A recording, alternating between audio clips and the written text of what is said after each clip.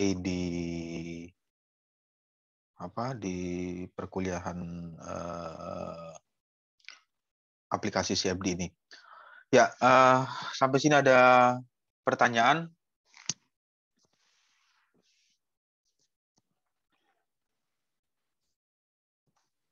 Pak, izin bertanya, Pak. Ya, bisa mengaktifkan on cam ya. Ya. Jadi kan seiring dengan kemajuan aplikasi CFD ini kan jadinya semua orang bisa melakukan istilahnya penelitian atau simulasi begitu tentang aliran fluida. Nah, untuk itu ada nggak parameter atau hal-hal yang perlu diperhatikan untuk supaya kegiatan simulasi kita itu dapat dinyatakan valid secara keilmuan mekanika fluidanya itu sendiri, Pak?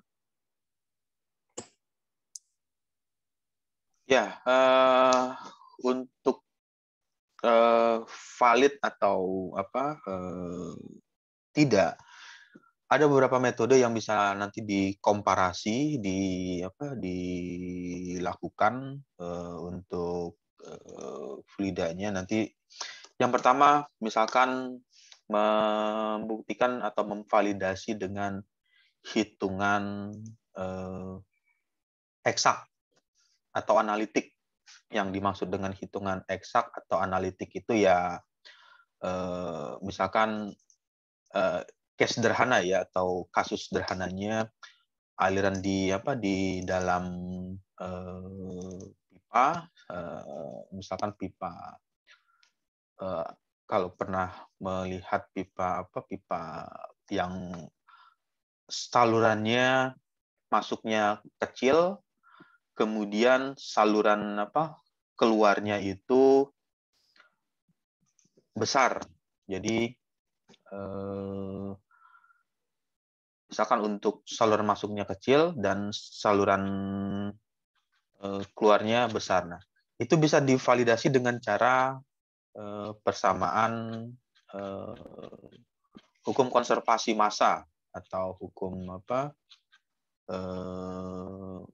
mass conservation. Jadi misalkan saya share ya di bagian gambarnya ini,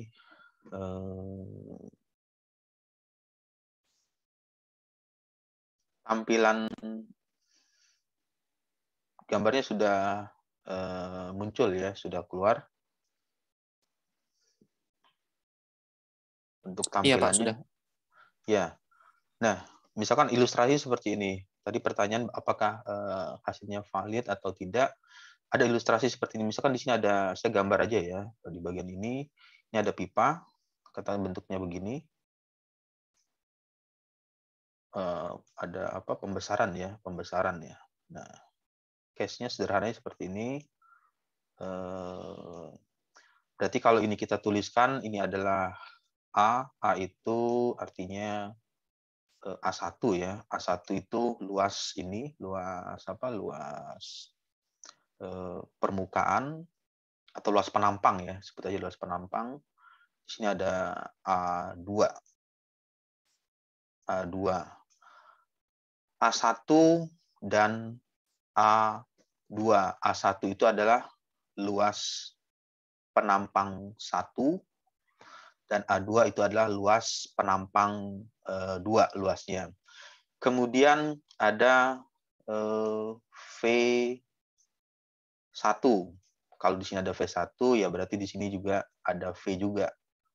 V2 ya.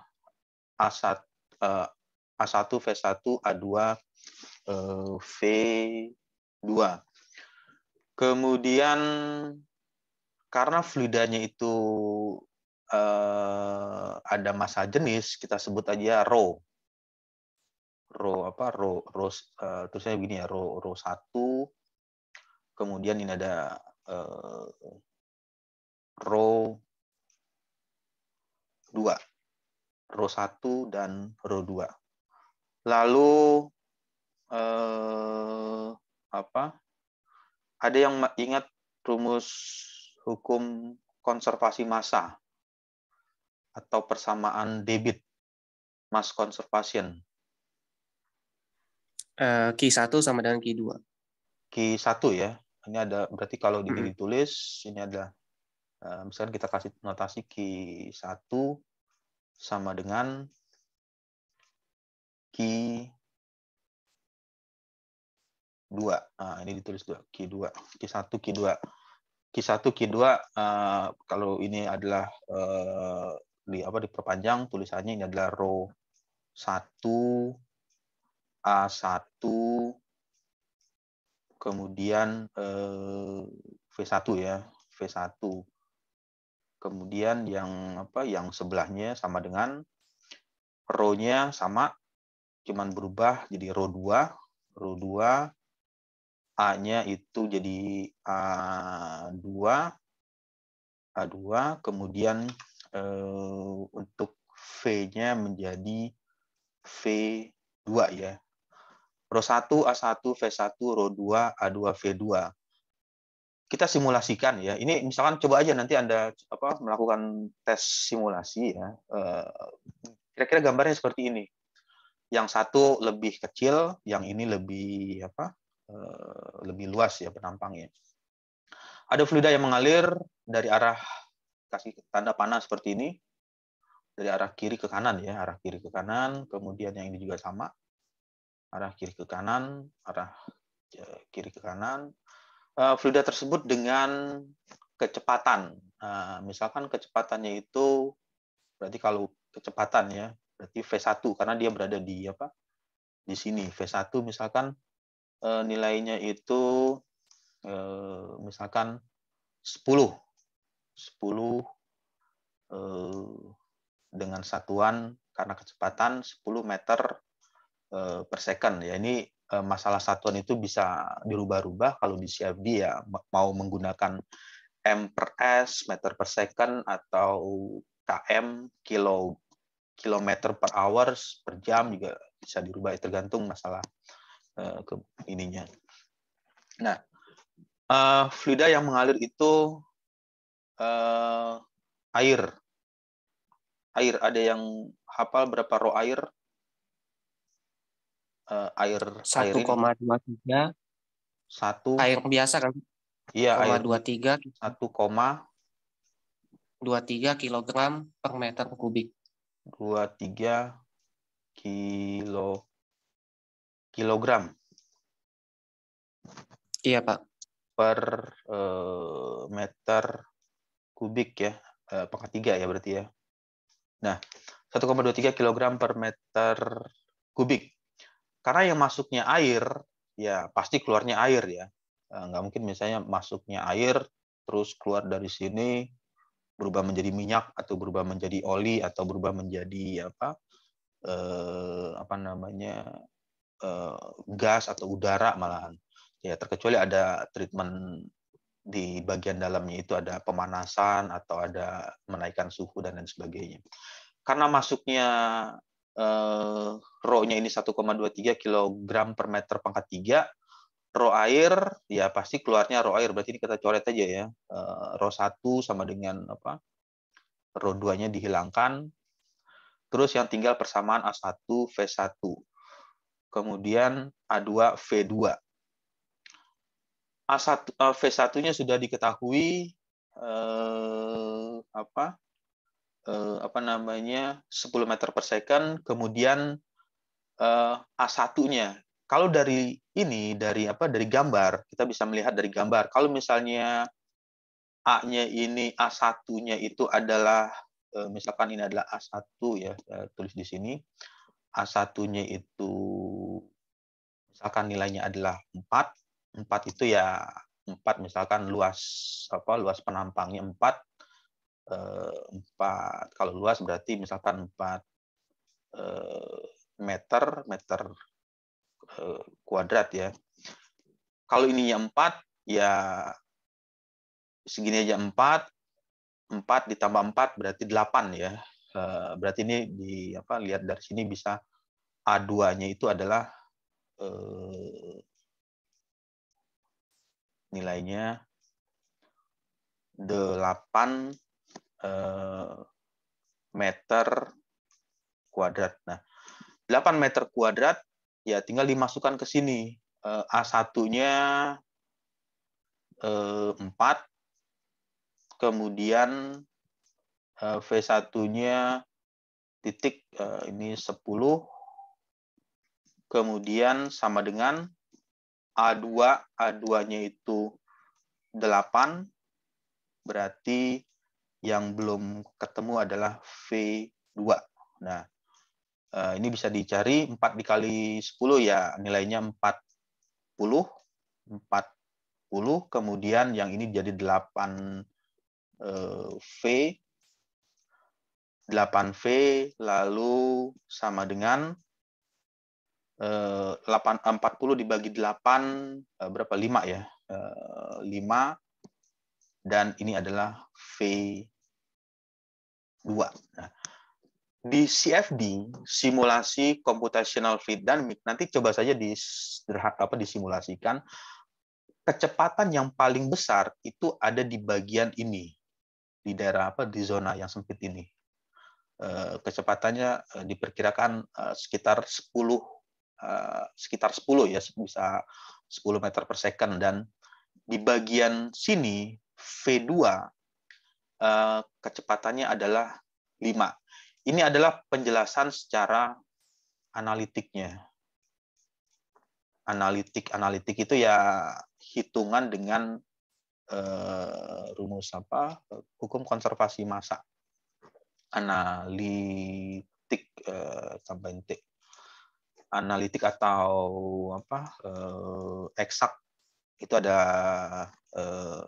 hitungannya seperti ini. Jadi kecepatannya 5 meter per second di bagian di bagian zona ini 5 meter per second, dan yang ini kecepatannya 10 meter per second. Nah, nanti CFD akan merepresentasikan warna merah. Di sini ada warna merah ya, ada nanti kalau kontur CFD, kalau misalnya saya share screen ya.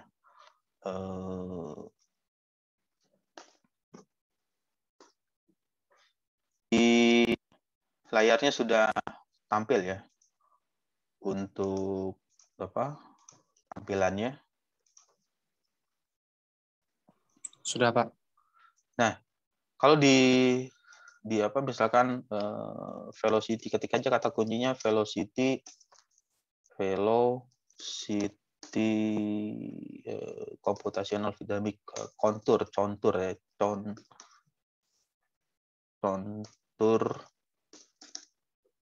CFD.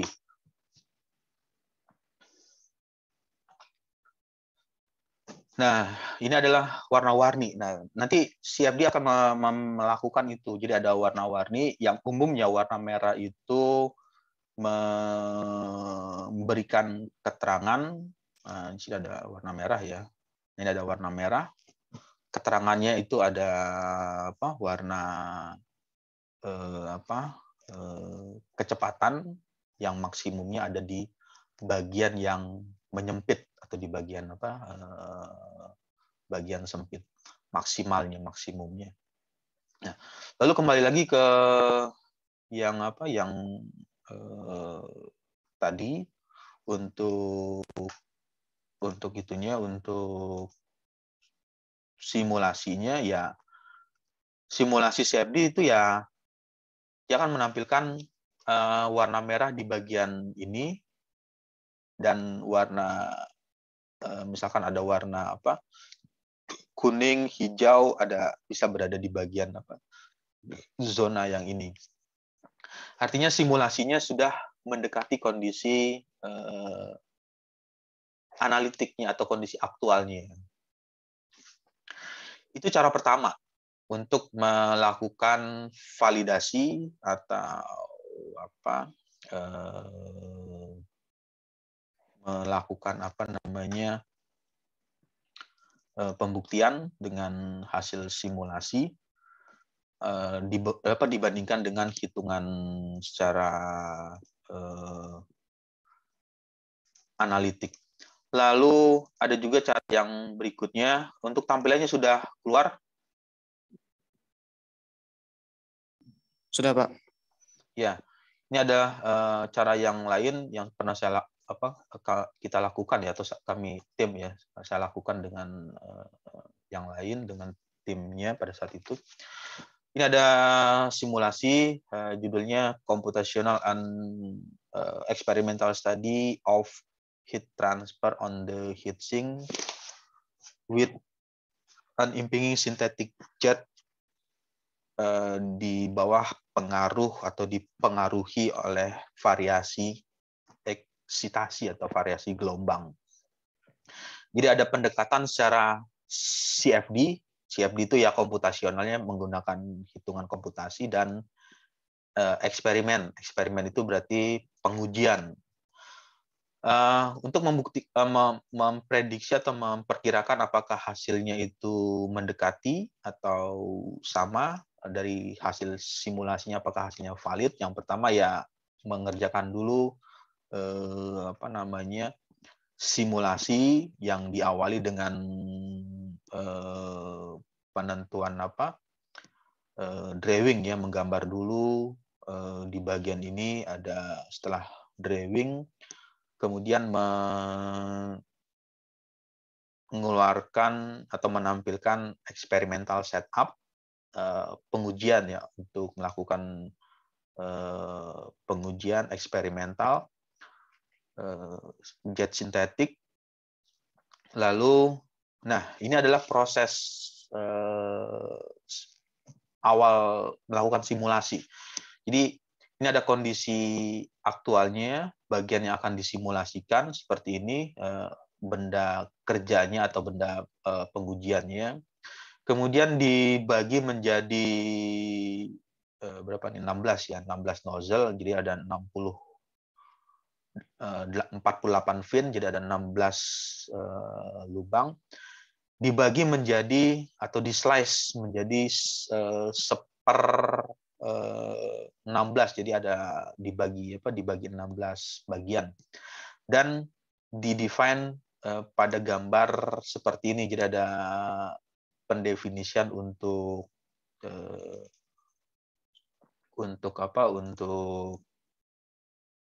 tekanan keluar, kemudian ada membran 1, membran 2, bagian atas, bagian pertama, bagian kedua simetris, heated wall yang di sumber panas, dan di bagian sini ada berupa fin atau sirip-sirip.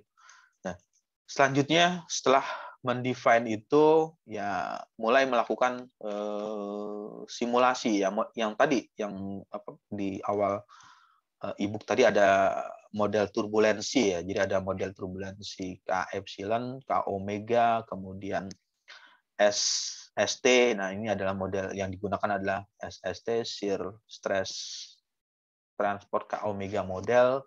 Lalu ada model less large simulation. Kenapa model ini yang digunakan ya? Karena kondisinya itu mendekati untuk bagian yang aktualnya seperti ini. Kalau misalnya bagiannya itu banyak bagian zona-zona yang banyak celah-celah atau bagian sudut, itu ya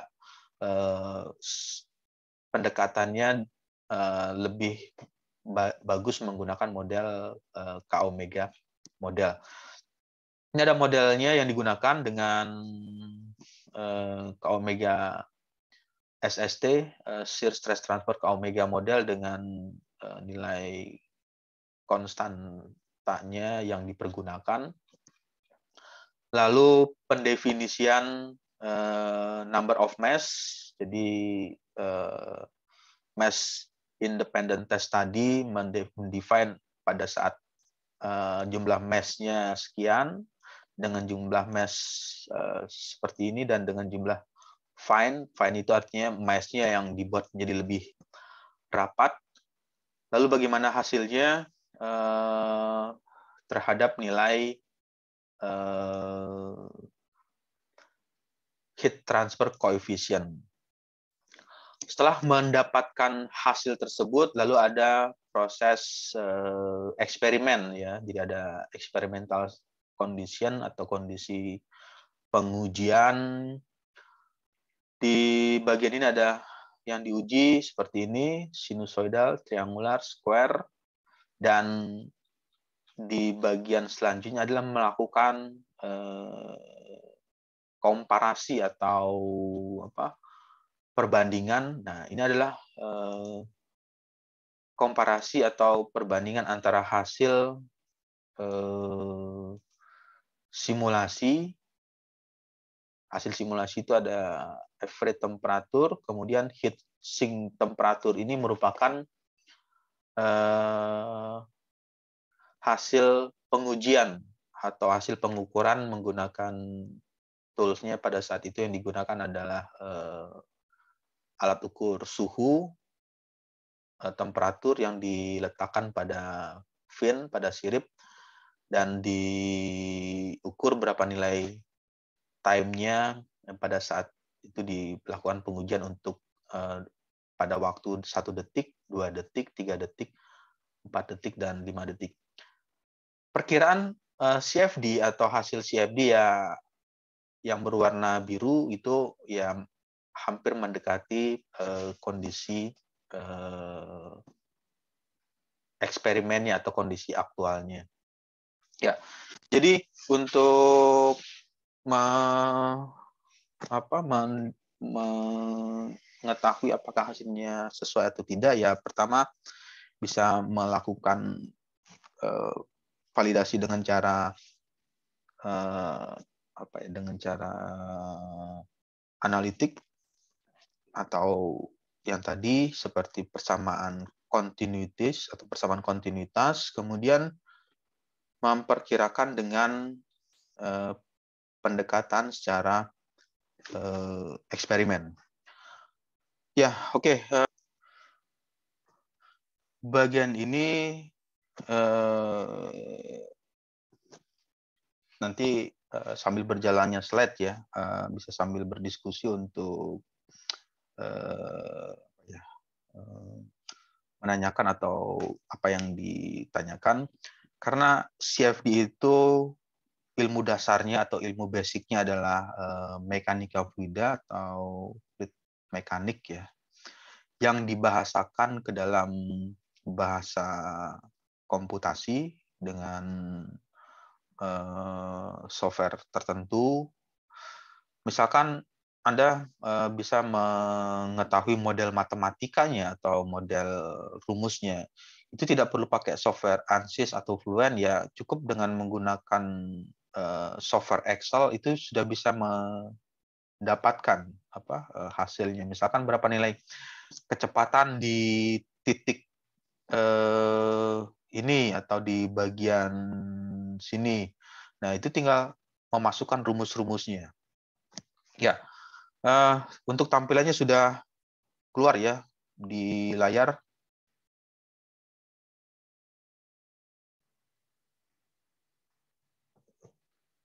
Dari tampilan slideshow-nya sudah bisa keluar.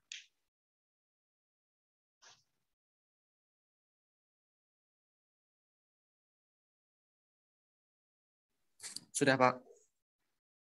Suaranya jelas ya, bisa terdengar. Ya, di bagian ini ada aplikasi CFD. Sebelumnya, sebelum masuk ke berikutnya ya, ke slide selanjutnya, ada yang sudah mengetahui apa itu CFD? Kira-kira ada yang bisa menjawab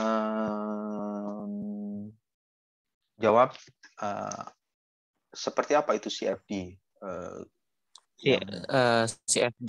CFD adalah suatu tool atau alat, atau bisa juga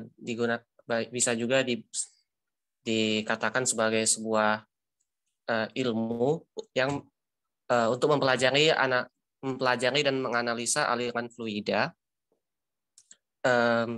dari segi komputasional.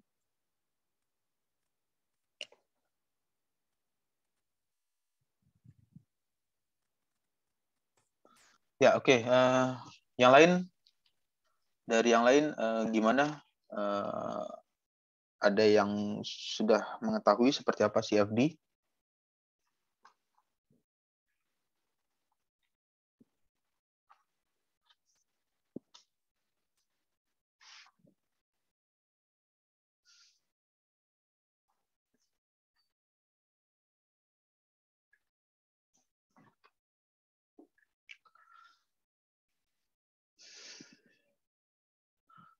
Ya, oke. CFD itu ya merupakan singkatan ya dari singkatan C-nya itu adalah komputasional, F-nya itu adalah fluid, D-nya itu adalah dynamic, perhitungan secara komputasi untuk aliran fluida yang bergerak. Nah, di bagian ini ada salah satu gambar yang bisa dilihat di sini yang merupakan hasil dari CFD. CFD itu bisa digunakan untuk memprediksi berbagai macam kondisi ya. Misalkan untuk memprediksi mengenai aerodinamis atau bilangan Mach number dari suatu wings atau sayap pesawat itu bisa diperkirakan jika pesawat tersebut melakukan penerbangan atau terbang dengan kecepatan tertentu, berapa bilangan Mach number-nya atau berapa bilangan Mach number ini merupakan bilangan yang kalau misalnya bilangannya itu Mach number-nya sama dengan 1, berarti kecepatannya itu mendekati kecepatan suara. Jadi Mach number-nya sama dengan 1 berarti mendekati kecepatan suara.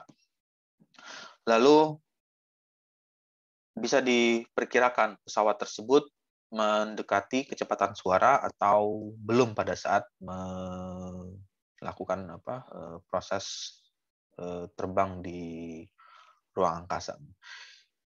Ini merupakan gambarannya. Jadi bisa diperkirakan kecepatan fluida yang ada di sekeliling sini, berapa nilai Mach number-nya, dan di bagian punggung atau di bagian belakang dari wings tersebut. Kemudian di bagian yang lain, CFD juga bisa memprediksikan mengenai yang tadi ada rotasional atau rotate atau putaran yang terjadi, berapa nilai tekanan, nilai TKE, turbulent kinetic energy yang dimiliki oleh CFD tersebut, berapa besar nilainya.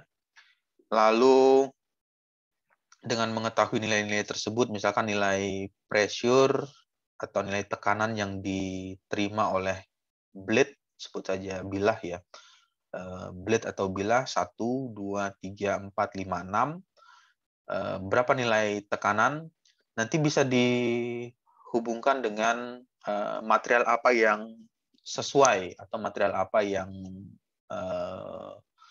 mampu berguna atau bertahan ya ketika menerima nilai tekanan fluida yang diberikan.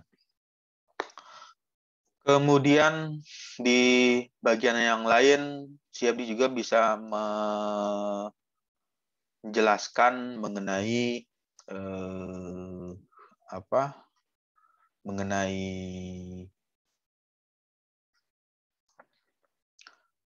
mengenai aliran fluid atau aliran darah ya, atau aliran darah yang ada di dalam tubuh ini seperti mensimulasikan pada pembuluh darah berapa nilai kecepatan yang terjadi di bagian sini, lalu nilai tekanan yang diterima oleh pembuluh darah tersebut ketika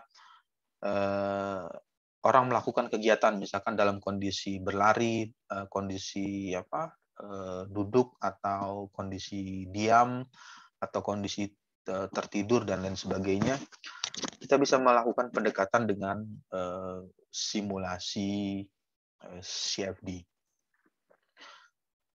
Selanjutnya di bidang yang lain untuk umumnya di mekanikal ya atau di teknik perancangan misalkan untuk mendesain turbin ya atau turbin water turbin atau turbin air dan juga bisa menggunakannya untuk CFD. Seperti apa desain bilahnya, berapa besar nilai kelengkungan yang diberikan ataukah dengan sudut 30 derajat, dengan 40 derajat, dengan 45 derajat. Nah, itu memberikan nilai flow atau nilai kecepatan yang bervariasi. CFD bisa memperkirakan itu, berapa nilai flow, berapa nilai tekanan, dan lain sebagainya. Kemudian di bidang yang lain, banyak yang bisa diaplikasikan lagi, salah satunya di bidang, kalau Anda mengambil teknik pembakaran ya, atau combustion, ada namanya internal combustion engine, motor pembakaran dalam. CFD bisa memperkirakan proses pencampuran antara udara yang masuk itu ya oksigen, kemudian ada nitrogen dan gas yang lain yang masuk ke chamber room atau ruang bakar bercampur dengan bahan bakar tersebut. Berapa nilai flow-nya atau nilai kecepatan yang terjadi di dalam ruang bakar tersebut. Lalu berapa nilai suhu atau temperatur yang berada di sekeliling ruang bakar tersebut. Di bagian selanjutnya CFD yang tadi dapat juga dilakukan untuk ICE, HE, heat exchanger, jadi alat penukar kalor. Untuk alat penukar kalor ini ya ada dua bagian ya, ada bagian pertama, bagian satu, bagian kedua. Kemudian yang pertama itu misalkan mengeluarkan cold temperatur, dan di bagian yang ruang kosong ini ada misalkan dia mengeluarkan high temperatur.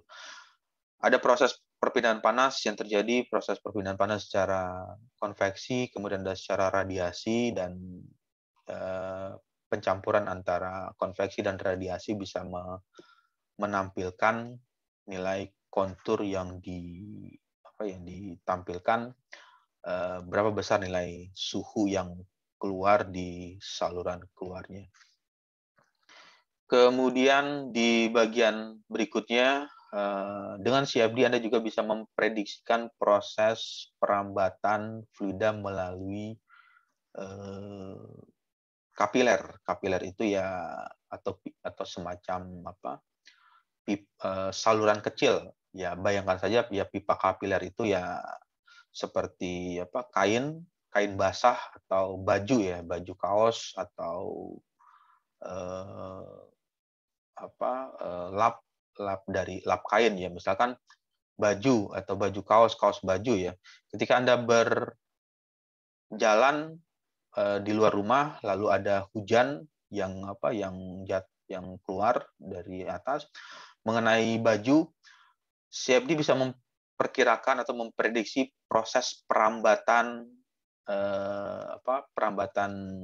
air tersebut di baju tersebut. Nah, proses perambatan itu yang disebut dengan media berpori atau media porositas. Media berporinya itu ya salah satu contohnya adalah kain tersebut atau pasir yang ada di pantai itu juga merupakan media berpori.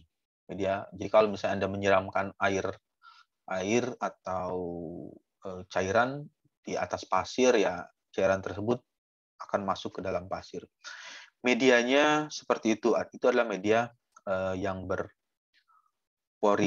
Kemudian misalkan media yang lain ya sumbu kompor. Kalau alat memasak di bagian dulu ya, zaman sebelumnya atau bagian-bagian yang lalu, itu proses pemasak masih menggunakan minyak, menggunakan minyak tanah. Nah, minyak tanah itu bagaimana minyak tanah bisa naik dari tangki minyak dari bagian bawah sampai naik ke atas di bagian sumbu kompornya.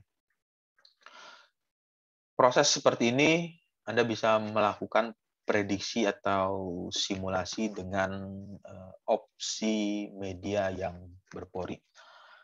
Lalu di bagian selanjutnya banyak sekali yang masih bisa dilakukan ya untuk simulasi menggunakan CFD tersebut.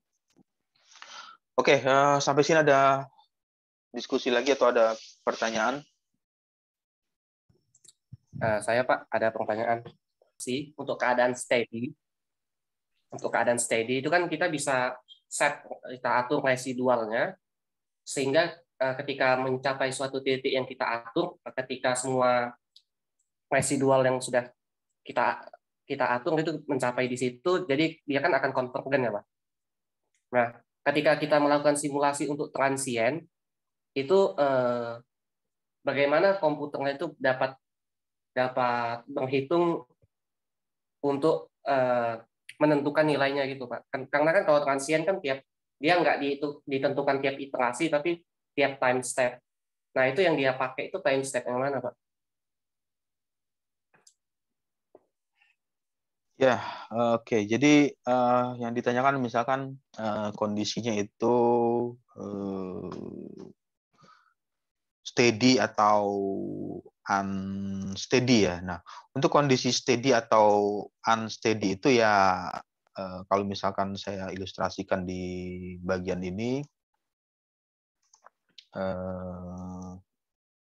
tadi ada kata konvergen ya, atau kata konvergen grafik ya, misalkan ini di sini grafik grafik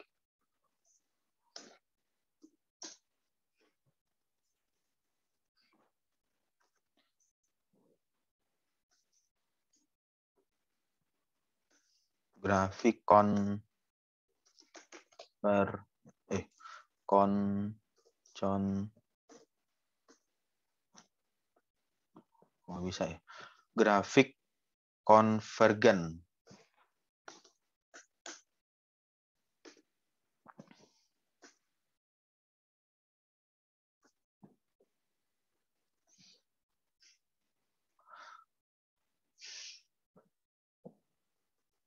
Oke, mungkin keyboardnya lagi error. Nah, yang dimaksud dengan tadi yang steady atau unsteady. Steady itu artinya tunak, dan unsteady kebalikannya tidak tunak atau transient. Kalau steady kita bisa mendefine di bagian CFD-nya itu atau di bagian simulasinya itu, misalkan untuk nilai kecepatan atau nilai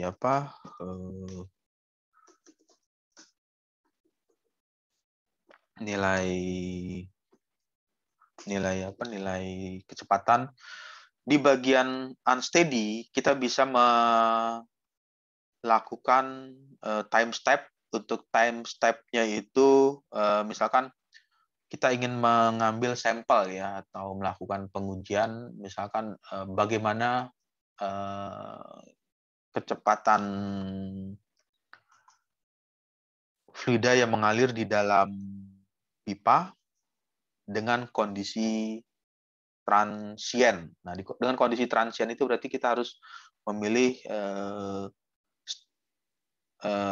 time step-nya yang bervariasi. Misalkan untuk detik pertama, detik kedua, misalkan 60 detik ya, atau 1 menit, detik pertama, detik kedua, ketiga, keempat, kelima, dan seterusnya sampai 60 detik. Untuk detik pertama, misalkan kecepatannya 10, kemudian detik kedua kecepatannya 12 atau kecepatannya 8 meter per second.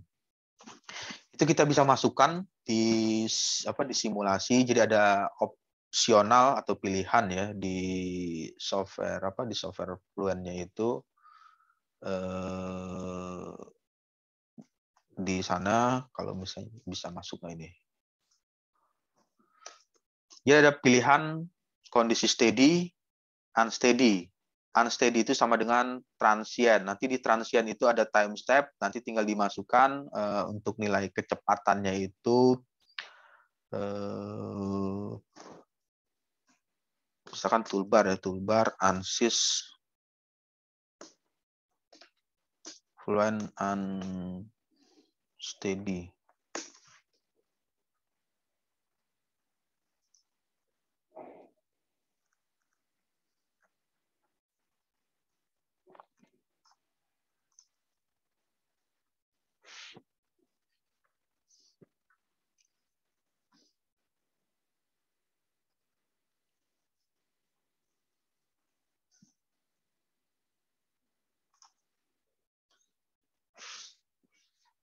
Nah, di tampilan di gambarnya sudah keluar ya?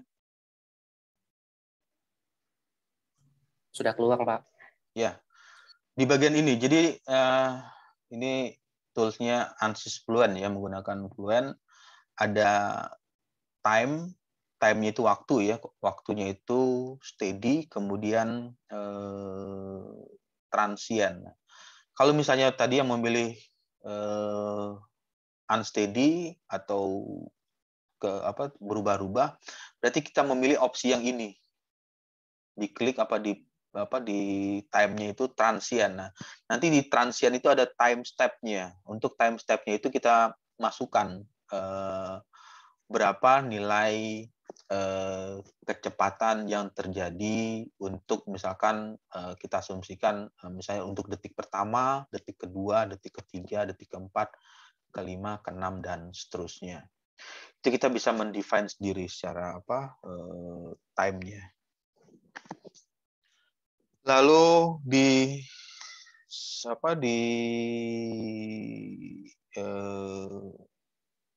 grafik ya, yang tadi grafik ada kata konvergen, misalkan ini CFD tambahin kata ANSYS Fluent.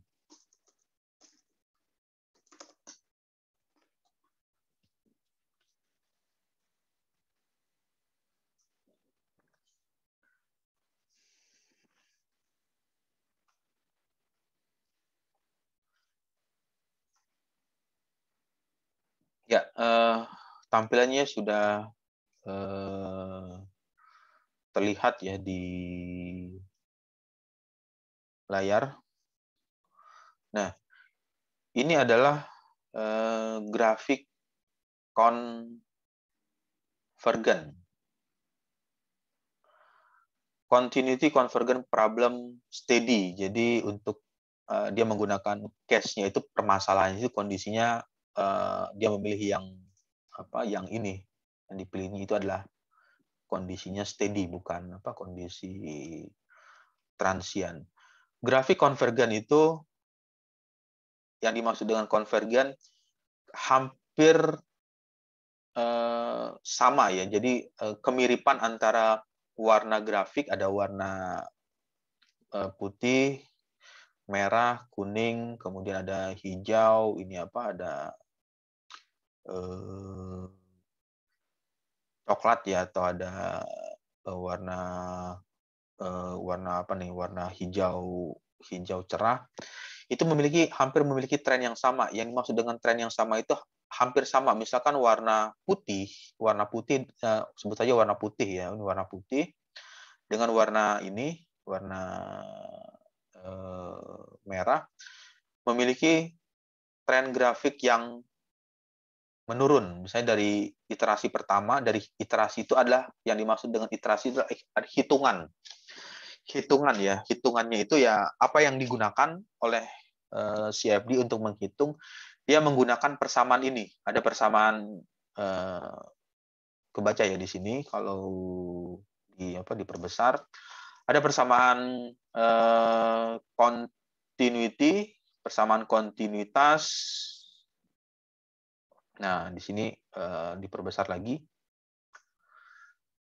Residual, yang tadi residual itu adalah hasil ya. Persamaan kontinuitas ya, misalnya yang tadi Q1 sama dengan Q2. X velocity, kecepatan dalam arah X, kemudian kecepatan dalam arah Y, kecepatan dalam arah aksis Z, X, Y, Z. Jadi kecepatan dalam sumbu X, Y, dan Z.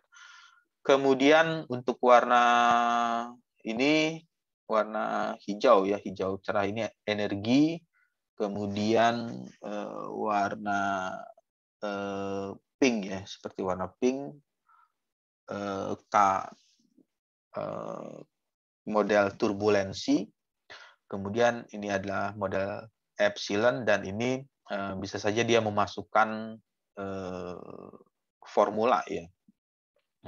Yang dilihat tren grafiknya hampir mirip, yang dikatakan hampir mirip itu ya hampir sama. Misalkan warna putih pada saat hitungan pertama di atas, kemudian dia akan turun terus dan lama-lama stabil, landai. Yang maksud dengan turun itu bukan maksudnya turun sampai menyentuh ini ya, menyentuh angka 0, tapi dia turun berapa banyak, sedikit ya, turun tetapi lama-lama stabil dan tidak mengalami perubahan lagi. Grafik yang berikutnya yang warna merah dari atas juga sama, turun, tapi dia turunnya jauh, tapi lama-lama akan stabil di kondisi ini. Nah, di bagian ini sudah mulai rata. Ini nanti akan kalau diteruskan, kalau misalnya diiterate selanjutnya, diiterasi dan diiterasi terusnya, ini akan lurus saja. Akan lurus terus. Nah, itu yang dimaksud dengan grafik konvergen ya, konvergen. Lalu bagaimana dengan grafik yang kebalikan? Kalau yang tadi ada kata konvergen, lalu kalau misalnya kebalikan dari konvergen itu ada tulis divergen, divergens.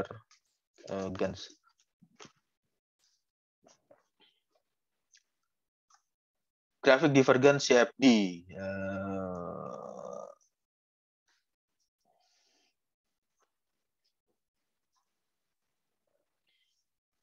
Ya, nah ini salah satu contohnya. Ini divergen.